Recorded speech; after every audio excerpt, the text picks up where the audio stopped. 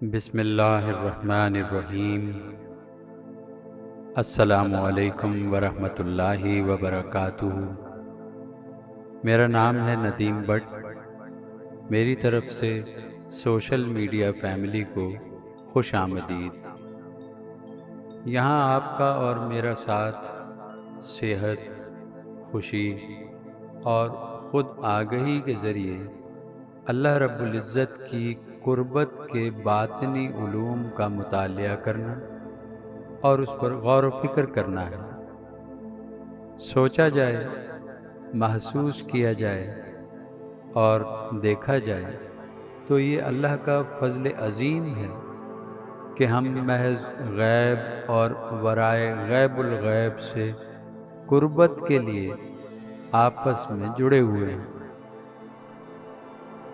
ہم نئے ناظرین و سامعین سے ملتمس ہیں کہ وہ بھی سبسکرائب کریں، فالو کریں اور ہمارے ساتھ اس لامحدود امکانات کے دائرے میں قدم رکھیں،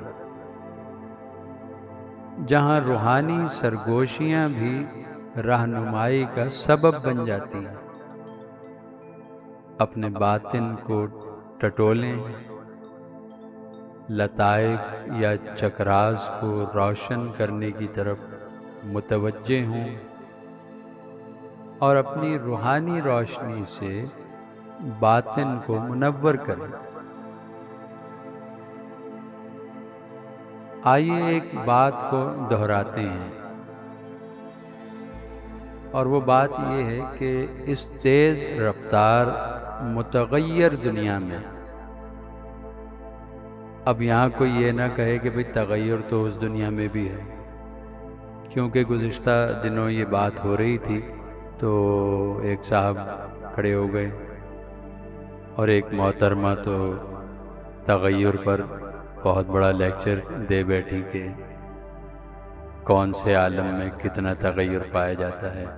تو ماشاءاللہ مرشد کریم کی وجہ سے بہت لوگ اب جانتے ہیں، سمجھتے ہیں اس پورے پروسیس کو۔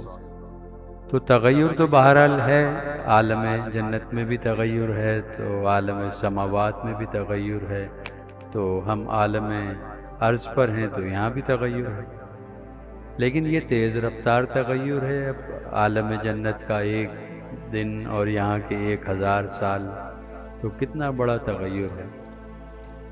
تو بات ہو رہی تھی کہ ایک بات ہے دہرانے والی کہ اس تیز رفتار متغیر دنیا میں اپنے اندر موجود روحانی جوہر سے رابطہ کھو دینا اور پھر ساری زندگی غفلت میں گزار دینا انتہائی آسان اور معمول کی بات ہے۔ اکثریت میں نو آدم کے ساتھ زمین پر یہی واقعہ پیش آ رہا ہے۔ تمام مذاہب بھی اسی بات کی نشاندہی کرتے ہیں، اور ماشاءاللہ آپ لوگوں کا مشاہدہ بھی ہوگا کہ ایسا ہی ہے۔ یہ رب کا شکر ہے کہ ہم میں سے ہر ایک کے اندر ایک تڑپ برقرار ہے، اسی لیے ہم یہاں پر موجود ہیں، اور تڑپ کا یہ شعلہ اب بھڑکنے کو ہے۔ یہی وقت ہے کہ ہم پہلے سے زیادہ باطن پر دھیان دیتے ہوئے روحانی ارتقاء کے ذریعے موجودہ جمود کو توڑ دیں۔ یہ بہت آسانی سے ہو جائے گا اگر یہ 3 کام ہیں کر لیے جائیں۔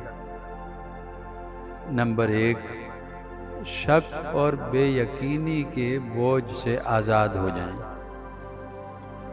نمبر 2، اپنی رضامندی سے کبر و انا کا لباس اتار دیں۔ ایک محفل میں بات ہو رہی تھی تو وہ کہنے لگے کبر و انا کا لباس جو ہے اس کی وضاحت کر دیں۔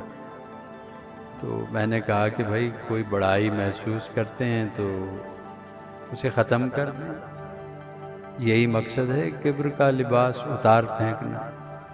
کہنے لگے کہ بھئی یہ انا کا لباس. میں نے کہا کہ بھئی اب بڑا پن ختم ہو گیا ہے آپ کا، لیکن اب آپ پھر بھی کچھ نہ کچھ سمجھ رہے ہیں کہ آپ چھوٹے ہیں یا کچھ بھی ہیں آپ، تو آپ جو کچھ بھی ہیں وہ بھی اتار پھینکیں. اس لیے کہ جب بندہ کچھ بھی نہیں ہوتا، بس بچہ ہوتا ہے، تو بغیر لباس کے اچھا لگتا ہے. تو آپ کبر و انا کا لباس اتار دیں اور نہر تسوید میں غوطہ زن ہو جائیں. نہر تسوید کو سمجھنے کا یہ ایک منفرد زاویہ ہے کہ آپ آنکھیں بند کریں تو پیش نگاہ نہر تسوید ہی ہے. یہی ہدف ہے ہر مراقب کا، گو کے سامنے ہی ہے، لیکن کب پہنچتا ہے بندہ، پہنچتا بھی ہے یا راستے میں الجھ جاتا ہے، نہیں معلوم.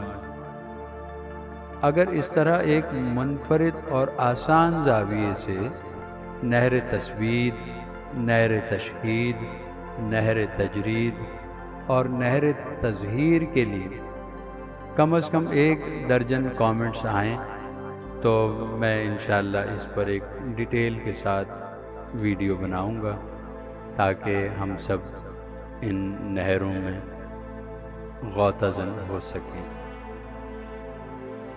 تو بات ہو رہی تھی کہ 3 کام کرنے ہیں: شک اور بے یقینی کے بوجھ سے آزاد ہو جانا ہے، اپنی رضامندی سے کبر و انا کا لباس اتار دینا ہے، اور نہر تسوید میں غوطہ زن ہو جائیں جہاں پوری کائنات بہہ رہی ہے، جہاں امن، خوشی اور تکمیل کے بیج ہمارے منتظر ہیں.